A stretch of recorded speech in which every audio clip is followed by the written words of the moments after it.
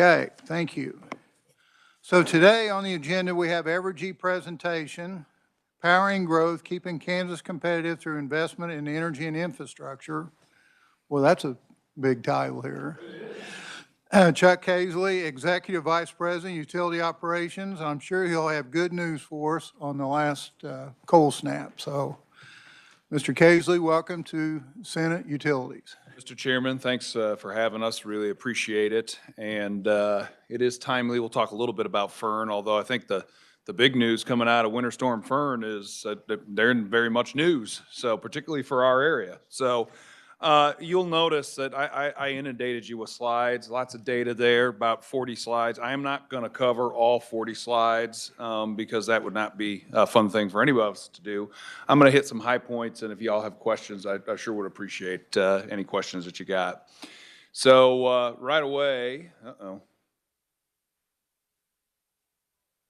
think you all know, there's not any new faces here, so I think you all know approximately what our service territory is, and we've got assets all over the state of Kansas, more in Kansas than we do Missouri, more customers in Kansas than we have in Missouri. We're about 1.7 million customers total. That's up about 100,000 customers over the last 8 years or so, which is a good thing. We like to see customers growing. We like to see the economy growing, which is certainly happening in Kansas, and we'll talk about that in a little bit. And that's a sign of a healthy state, and so that's a good thing. So I'm gonna jump right into Winter Storm Fern just really quickly. I already alluded to it already, but unlike Winter Storm Uri, where we had some outages that were called by the Southwest Power Pool, if you recall back 5 years ago, the pool did not have enough generation to meet its demand. We did. We covered all of our native or domestic load here in Kansas and in Missouri, but the pool did not, and so we had around over 2 days of outages that they asked us to call, which is incredibly inconvenient and not a good thing for customers or the economy. The good news is we did not have that this time. As we came into Friday afternoon, we held folks over at plants to make sure the plants were all operational. We held linemen and transmission folks in, but we did not expect to have a really bad situation because even though it was going to be really cold, the wind wasn't bad and the snow was going to be pretty much dry. There's no leaves on the trees. And so what we predicted, we've got a lot of data analytics and a lot of sensors out on the system. We predicted pretty much normal operations, and that's what came to pass. So by Friday night and Saturday morning, we were releasing contractor crews to Arkansas, to Louisiana, and to Virginia, so they could go help with restoration there. And most of them are actually getting ready to finish up what they're doing and start heading back. So really was not the big storm that it could have been.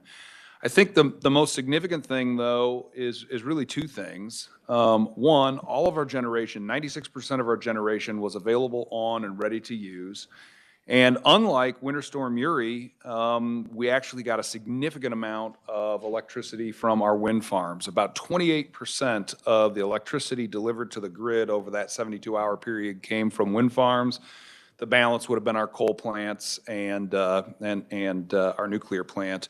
Another note, the railroads did a really good job of continuing to deliver coal during that time period. It's always better to get it off a train and get it into the hopper and burn coal right off a train than it is to try and get it out of a pile when electricity or when temperatures are this low. So it ended up being really good. The biggest benefit of this whole thing, though, is that we were a net exporter to the grid.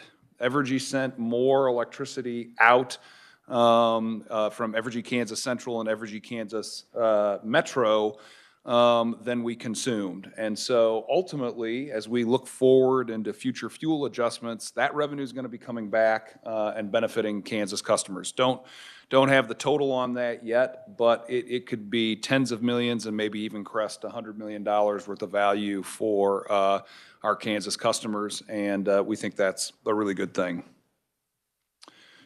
So moving on, the topic du jour typically is rates. And I want to talk a little bit about rates, but probably the even bigger conversation these days is about large load customers and data centers. So I want to make sure to save a little time to talk about that and talk about the value of economic development. I actually showed this, picture in a presentation a year ago in this committee. I'm not going to belabor it. I just want to say that you don't have to rely on me. What I say today about rates, you don't have to rely on. This is Wells Fargo and S&L. There's a slide after this from Wolf Research. Third parties will all tell you that from 2017, 2018 through today, Kansas has been one of the best states in the United States in terms of increases to electric rates. There are states all across the United States that have seen double and even significantly high double-digit increases over the last 8 years, meeting or exceeding the inflation, which in this area is about 29%, and we have been exactly the opposite, and that's a really good thing. So why? Why have rates been held relatively stable and below record inflation in Kansas? Well, there are really two very strong things that have contributed to that. The first is when we combine KCP&L and Westar, we've been able to push about $350 million out of our operating budget on an annual basis. That's $350 million that we don't have to ask for from our customers. That's a significant reduction. One stat that people don't know, though, is that for every dollar that we don't collect on an annual basis, that enables $7 of capital investment in the grid without raising rates. So if you think about $350 million times 7, that's the amount of investment we can do and not raise rates because you're saving that on an annual basis. In the early part, it comes back as savings to customers. Later, it offsets capital investments, and getting efficient is a very good thing. The second thing that is a major contributor to rates being stable and putting downward pressure on rates is economic development. And we're going to talk about that a little more robustly here in a little bit. So those are just charts on Evergy as a whole company. That includes Missouri in it with rates. The story is really good, but I think you all are most interested in Kansas, so that's what I want to jump to right now. If you go to slide 13, you'll see that when you look at the total rate change that has occurred from 2017 until 2025, that over that time period, inflation was just under 30%. Whereas in Evergy, Kansas Central, that's Wichita, Topeka, Lawrence, Salina, Manhattan, Pittsburgh. The rate increase during that time period, that last 8 years, has been about 11%. If you look at Evergy, Kansas Metro, which is essentially the metropolitan area of Kansas City, but on the Kansas side, you're at 0.3%. Evergy, Kansas Metro, I think, is actually the second or third lowest rate increase in the United States. The only folks that are doing better are North Dakota, where we've actually seen rate decreases both in total rates and for residential customers. If you look at residential customers, the story is even better, 8% versus an average of more than 22% and inflation of 29%. That's for Evergy, Kansas Central. And in Evergy, Kansas Metro, there's actually a reduction that's occurred over that time period. Again, that is a lot of new revenue from economic development, and it's also the effects of being able to cut more than $350 million out of our budget. In the House committee this morning, I presented, and somebody brought up, it was actually somebody from the Democratic side of the aisle, well, didn't the tax cuts benefit reducing rates as well? That was Representative Carmichael.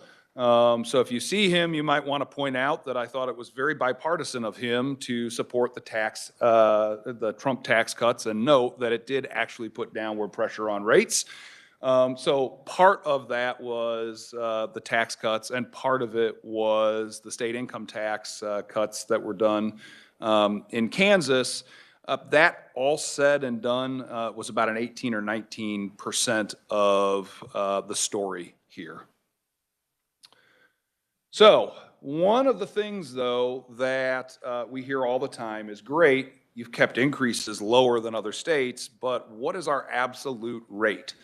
Well, if you look at residential rates, you can see that they are now underneath the regional average. That's 14 states in the Midwest. Evergy, Kansas Central is about 14.4 cents. Evergy, Kansas Metro is about 13.3, and the average is just over 15 cents a kilowatt hour. That is a significant improvement from where we were 8 years ago. 8 years ago, residential rates would have been on the left side of that chart and some of the higher relative to other states. If you look at bills, it's an even better story for Evergy, Kansas Metro, or excuse me, Evergy, Kansas Central. An average residential bill is about $123 in Evergy, Kansas Central today. Metro, it's a little bit higher. That's mostly because of the lack of industrial base that exists in the collar counties on the Kansas side around Kansas City, that there's more of that in Wichita. That's probably the primary differential, but still both of them are below average. Oh, that's where I wanted to go. So one of the things we hear all the time, and you know, when I was a lawyer in trial advocacy school, they said never repeat your opponent's argument. But I'm going to repeat it. And one of the things we hear all the time is that energy and electric rates are just like a tax on business. So, and that the rates here in this state are out of line. And as a result, Kansas is hurting. We've got customers that are leaving, and big business doesn't want to come here. So I thought I'd just directly address that. This is the last 7 years of economic development in the state of Kansas from 2019 forward. And the fact of the matter is, Kansas is killing it at economic development. Now, this is just in our service territory, okay? This is our service territory, and that doesn't count for what's going on in the rest of the state. But in our service territory, since 2019, we have seen outside companies invest more than $9 billion in facilities in Kansas. We have 5 large, that's, by the way, and that's 16,000 jobs, and most of them are high 5-figure, some of them 6-figure jobs. That is tremendous economic development. Site Selection Magazine, which is kind of the preeminent periodical for economic development and site selectors for businesses, has said that, you know, Kansas has quietly become the country's economic development dynasty. Really, really good news with respect to economic development. And these are not companies that nobody has heard of. These represent some of the biggest manufacturers and biggest companies in the United States. I've just got a quick laundry list over the last 7 years. Amazon, Walmart Distribution, Hostess, Bartlett Grain, Deloitte, Schwann's, Hill's Pet Nutrition, FedEx, Coleman, Merck, Honeywell, Coca-Cola. The largest, biggest Coca-Cola bottling facility west of the Mississippi was just put in Kansas a couple of years ago. These are significant investments by significant companies. If electric prices for big manufacturers were a problem, they would not be coming here. That is just a fact. And we have 5 large, what I would call commodity-sensitive manufacturers down in the Wichita area. Every single one of them is on a special contract. Every single one of them has stayed or increased their production here over the last 7 years. And those special contracts provide them a rate that's lower than Oklahoma, which is the lowest industrial rate that we see in the region. Things are going well, and as you're about to see, things are getting even better in Kansas. Another one of the things we hear all the time is you need to get rid of any adjustment outside of a rate case. Rate cases, fine, they're a necessary evil, but this transmission delivery charge, it's untenable. This fuel adjustment charge, no good. And there's about 4 or 5 adjustments that are done outside of rate cases, which can go up or down based on factors that, you know, like fuel prices or how much transmission is getting built. And we're told all the time that we need to get rid of those. Well, I thought we'd take a look. Since Evergy became a company, since we merged with Westar and KCP&L and became Evergy, the green line on this slide represents the adjustments in total made outside of rate cases, or even in concert some years with rate cases through the years. And what you see is, while we've only had a couple of rate cases in that time period, What we do have is significant amount of money returned to customers, meaning downward pressure on rates. Anything below that black line means we're lowering rates, asking for less revenue from customers. And the only time until very recently that you see it in total come up since we merged and became one company is in 2022. Anybody have an idea what caused that? It was Winter Storm Uri, and it was essentially the fuel price spike that happened. That's the fuel adjustment going up. But other than that, what those adjustments have done, they go up, they go down, but they have in net returned cash to customers quicker and put downward pressure on rates in between rate cases. They don't always go down. If you look at it historically, it's about 50-50, up and down. But the fact of the matter is, over the last 8 years, customers have had downward pressure outside of rate cases because of these adjustments. I'm going to skip the Southwest Power Pool. If you all have questions later, I'd be happy to answer them. But I know that Lanny Nickel was just in here talking about that, and we're on a little bit of a condensed time period. The one thing I would say is, everybody asks, why do you need a transmission delivery charge in Kansas? And why is transmission in Kansas different than Missouri? And I would just point to these two maps here, or these two, the pictures of the state. You see that the line miles of transmission that we have in Kansas is roughly 2.5 times the amount that we have in Missouri. And if you took Kansas Metro out, you'd only take about 500 or 600 miles of transmission lines, which means Evergy Kansas Central has somewhere in the vicinity of 4,500 to 4,800 miles of transmission for roughly 750,000 customers.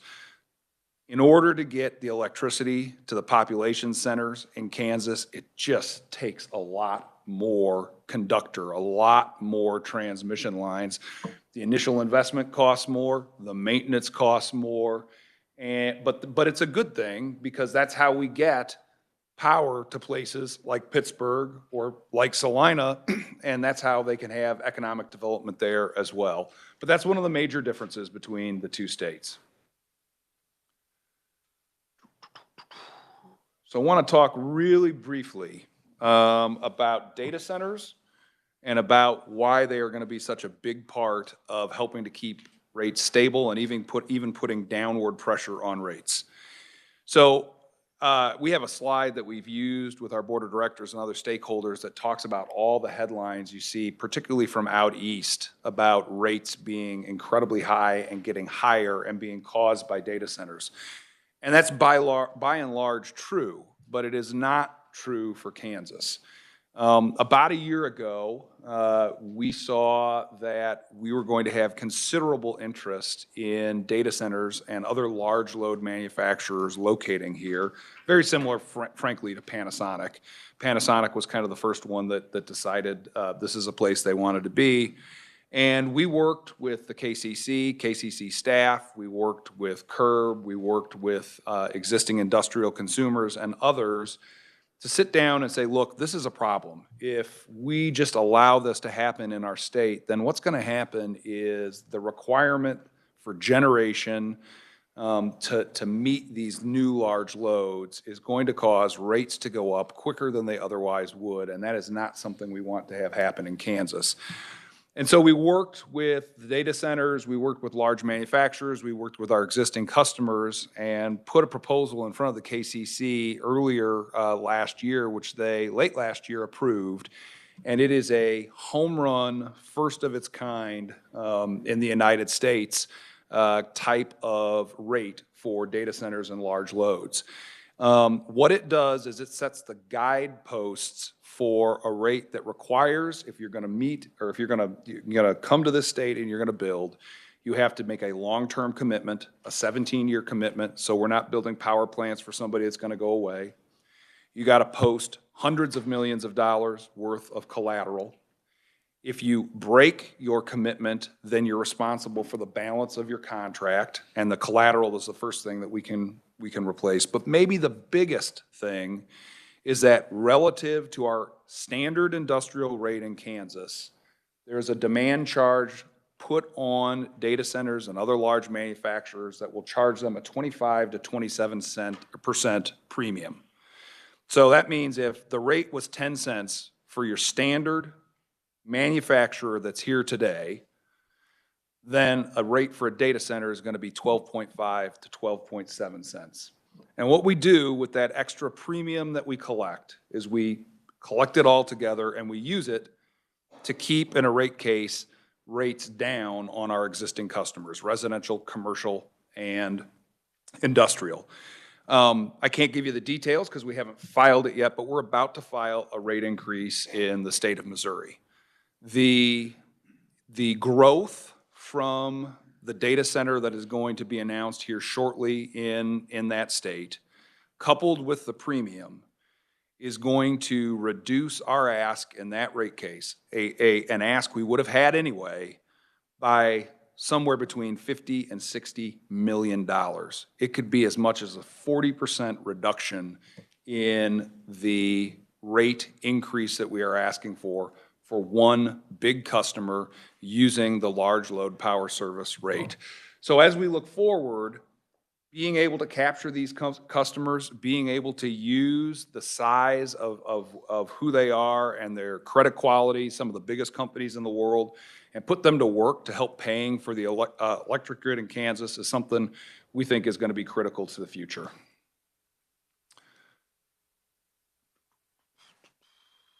I just wanted to note here, this is actually from one of our from our third quarter investor call. We are a utility today that uses on a hot August day at 4 or 5 o'clock about 10 gigawatts or 10,000 megawatts of electricity. That's what our customers consume. This is the pipeline of large load manufacturers and data centers interested in coming to our service territory, and of that, probably 50% or so are interested in locating in Kansas. That's 15 gigawatts. That means right now our queue is 1.5 times what it took 135 years for us to get to. The opportunity here is tremendous. There's no way we're going to be able to do all of this. But if we get 3 or 4 gigawatts over the next 4 or 5 years that come in, that is going to be a huge part about continuing to modernize the grid and put significant downward pressure on rates. Because again, these are huge users, and we're charging them a 25 to 27% premium. So I'll wrap it up here with just a couple of other notes. If you look since over the last 8 years, you'll see that our capital investment is going up.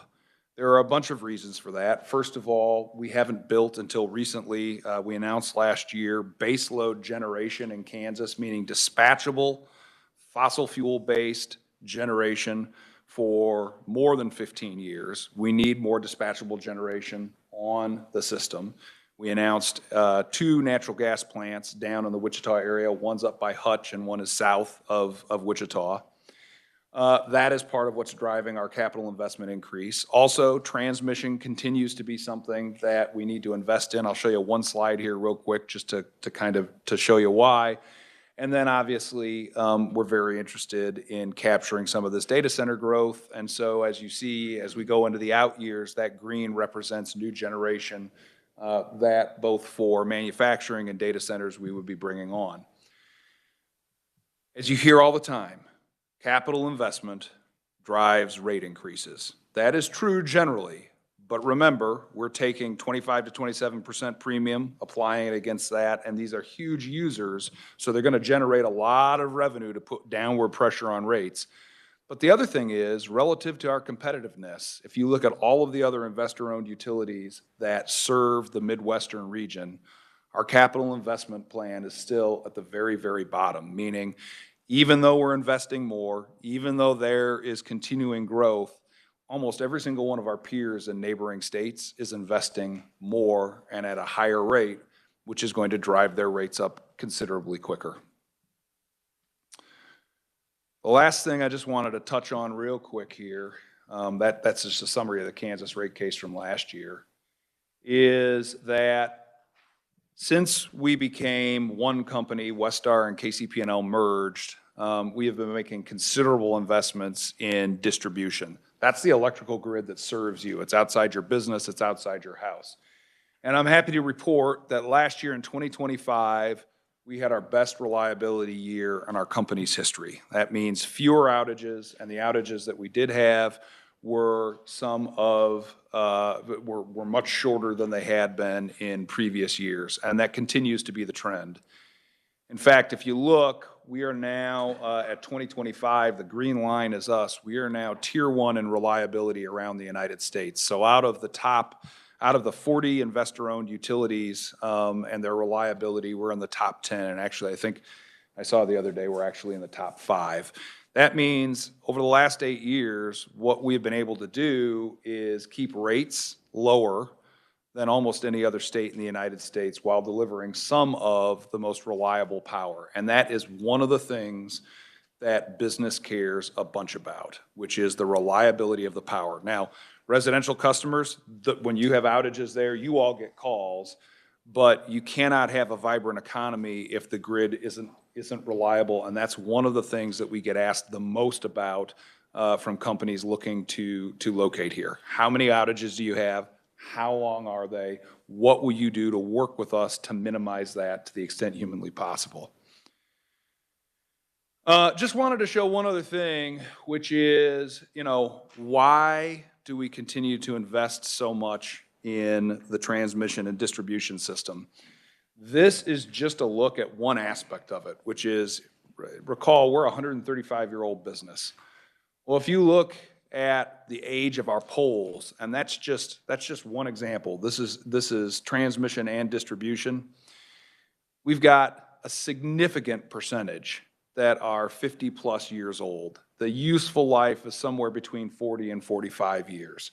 And so as you have an increasing age to the infrastructure that serves customers, you're at increasing risk of failure. In fact, it goes up exponentially as you can see that hockey stick slope there. And so that's one of the reasons why, while it might be nice when we're building generation, it might be nice in times of inflation to dial significantly back on the investment. The fact of the matter is, with over 7,000 miles of transmission alone and close to 90,000 miles of distribution, it's something you have to attack every single solitary year, or you really are risking and jeopardizing reliability. So with that, I'd be happy to take any questions. There's a whole bunch of slides in your packet and presentation that I didn't address for time's sake. And Mr. Chair, Ranking Member Francisco, I sure appreciate the opportunity today. Okay, thank you. So we're ready for questions. Senator Thompson. Thank you very much. Thanks, Chuck.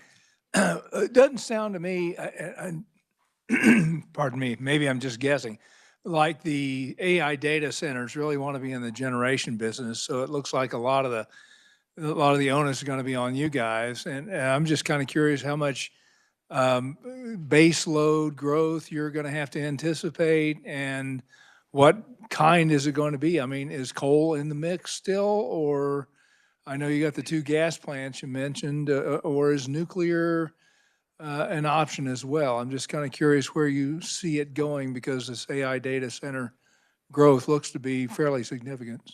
It is. Right now, if you take all the infrastructure spending, as well as just the data centers themselves, and depending on who you believe, which bank you believe, it's somewhere between 16% and 20% of the entire investment being made in the American economy right now is in AI infrastructure and data centers.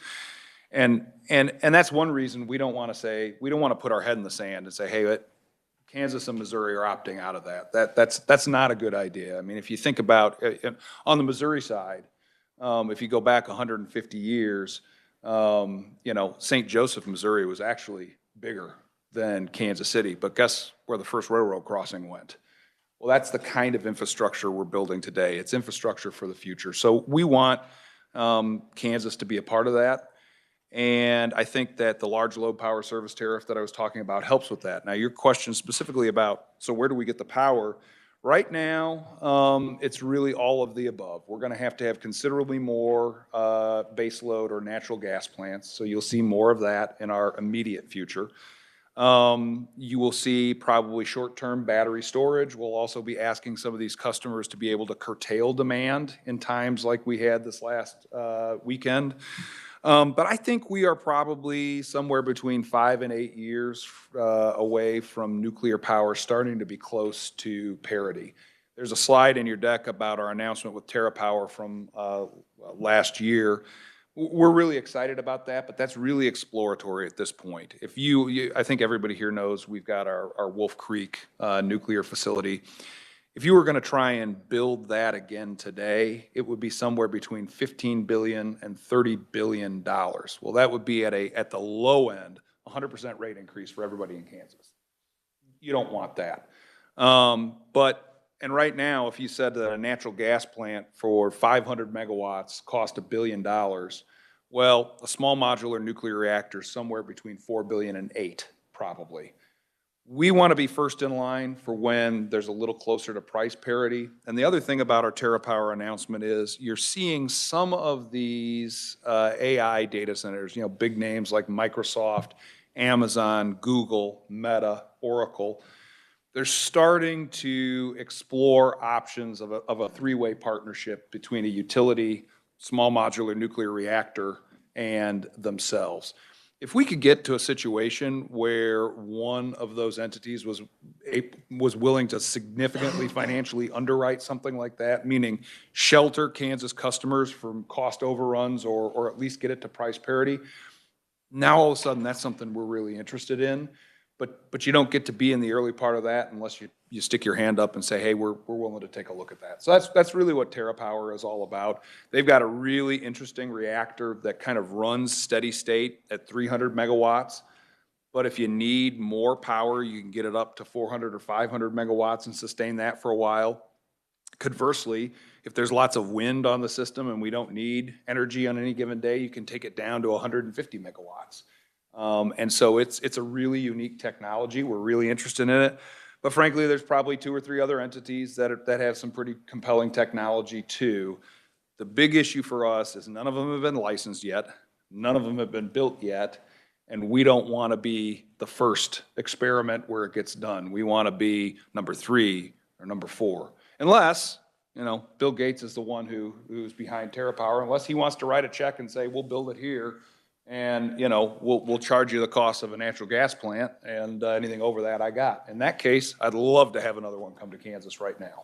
So. Okay, thank you. Thank you, Mr. Chair. Committee, yeah. Senator Holster. Thank you, Mr. Chair.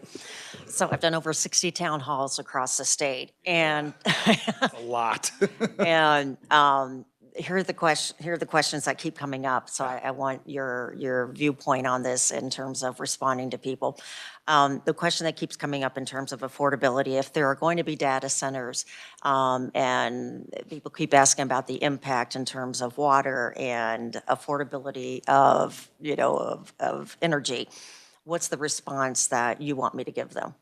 Well, I'd say a couple things. Water is not our area of expertise and probably the first thing that we think about, but I do know from working with a lot of these companies that almost all of them either have or are going to be going to a closed water system where they take water in, it's used for cooling, it's treated and recycled. And so it's not going to be like some of the older, first generation data centers where it was water in, used, water out.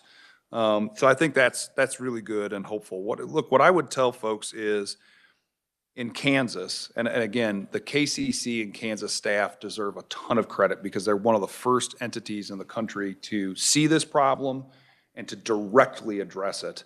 But in Kansas, we want data centers only if they pay their fair share, which means if you want a substation and it's going to serve you, you pay for it. If you want transmission to come to you and serve you, you pay for it. And for the generation and all the other ancillary services that the grid provides, we're going to charge you a 25 to 27% premium. What that will end up doing, coupled the low growth and the premium and the fact that they've got to pay for their own transmission to directly serve them, it'll have downward pressure on the transmission delivery charge. It will have downward pressure on rates, and we will ensure that they are paying for what they are using. Now, that's just for the electricity. There's a lot of other benefits that I think will ultimately come from the data centers, but we're in early days there, and so we are being very cautious and very deliberate about how we engage with these entities. It only works if it's a net benefit to Kansas customers. You have another one, Senator Thompson? I do.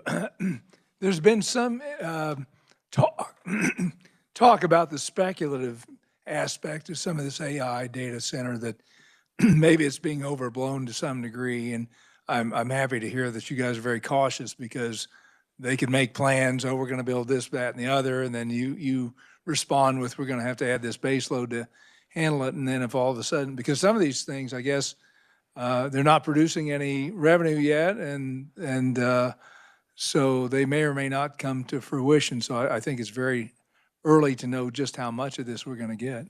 Any comments on that? Yeah, so we very much share your concerns, and we've tried to address it really two ways. One was through the Large Load Power Service Tariff, or LLPS.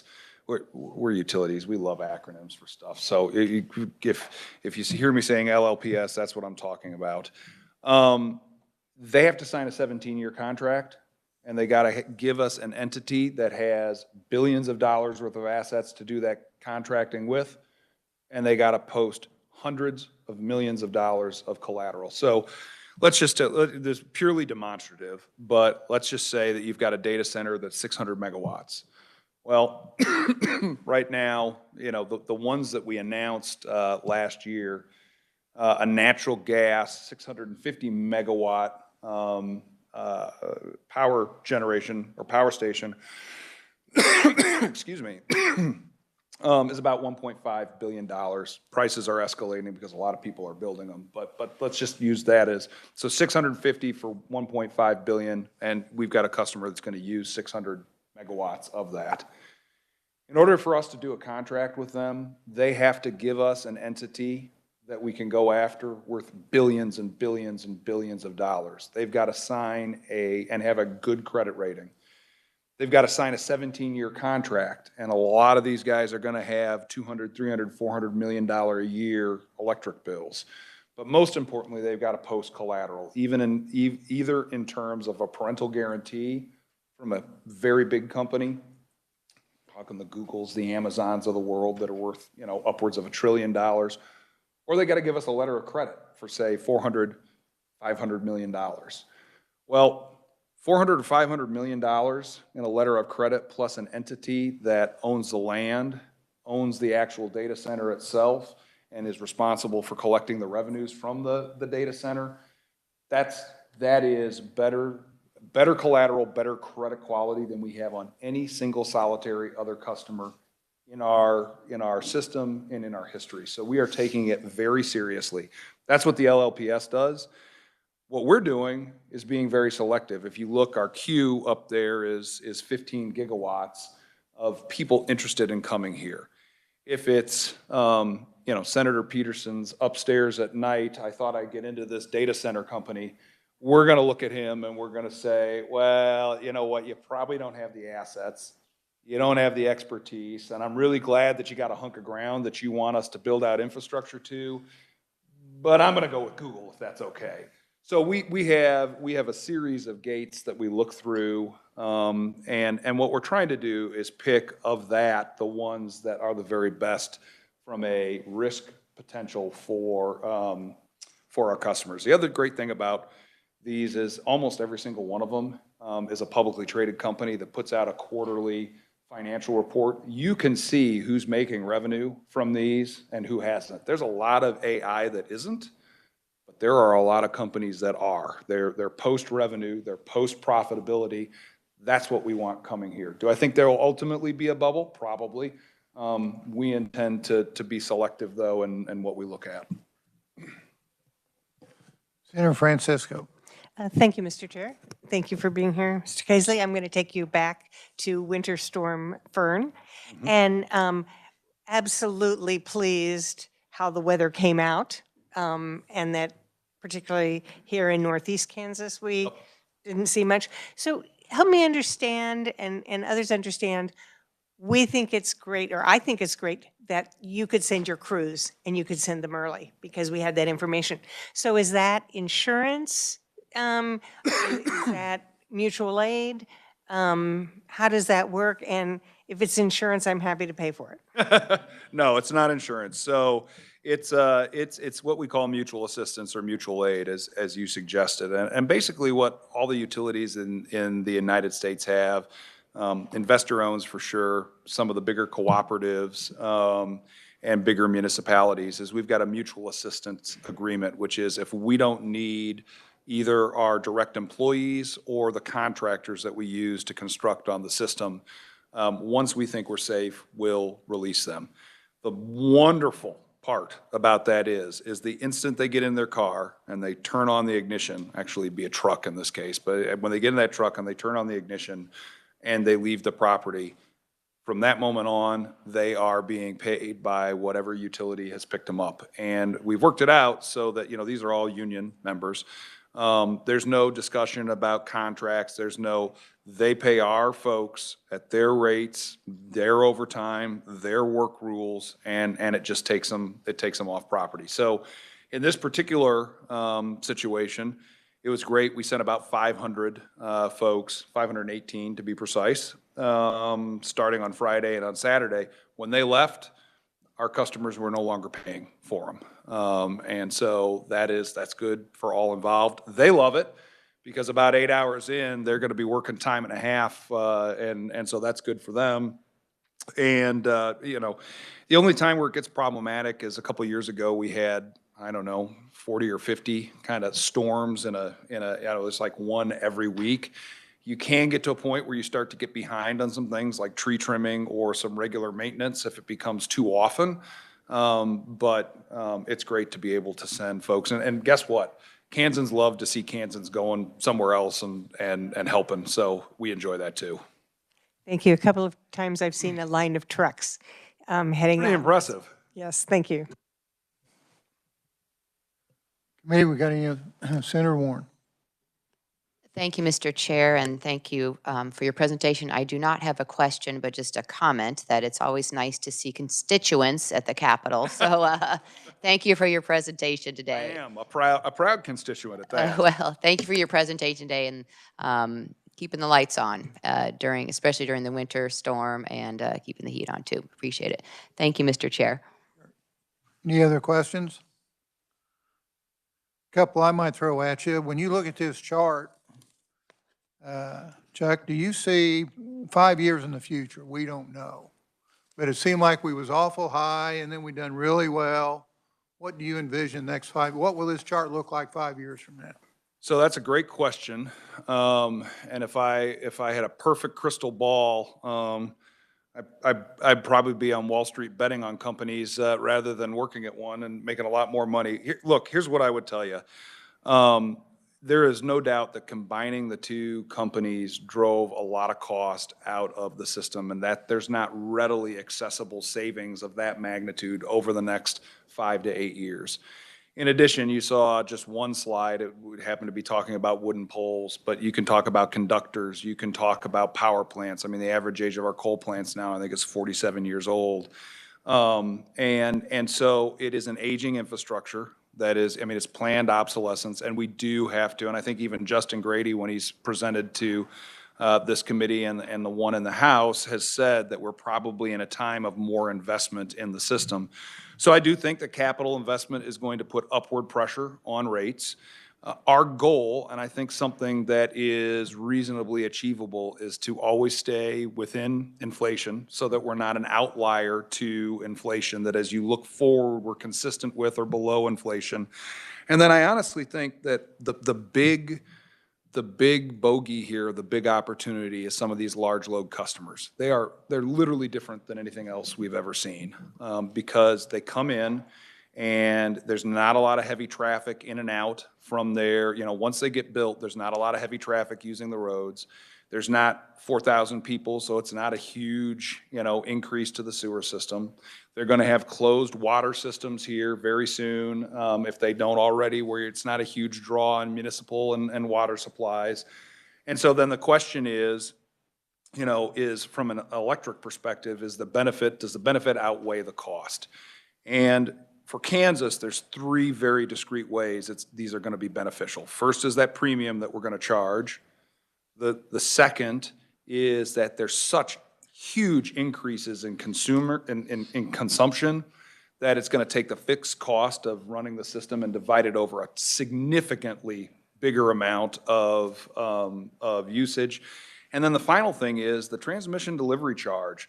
These guys, they're not going to be putting a ton of transmission strain on the system or a ton of new investment that they're not paying for directly for themselves. And so even in that, you're going to see downward pressure from these things come in.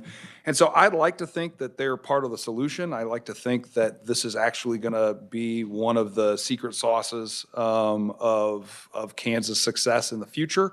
But if you had to give me what our stated goal is, it's to be in line or below inflation as we go forward.